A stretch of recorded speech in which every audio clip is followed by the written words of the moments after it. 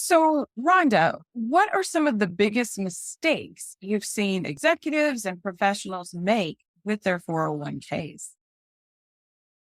Yes, indeed. So believe it or not, one of the bigger mistakes that I see is loans and withdrawals too early.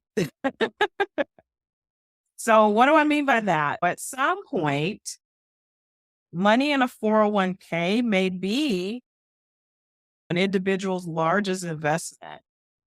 And they may run into situations where a hardship has come about and they need to find some funding.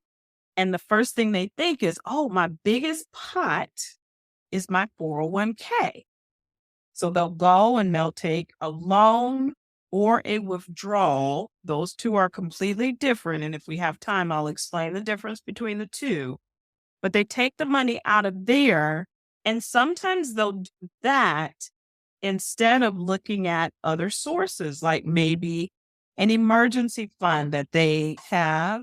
It may be a couple months of living expenses sitting in a savings account or a money market or something like that. And they forego that because they want to keep that and they'll take from their 401k. Or maybe even if they have an HSA, a health savings account, if it's a qualified medical expense, they could take the money from there instead of the 401k.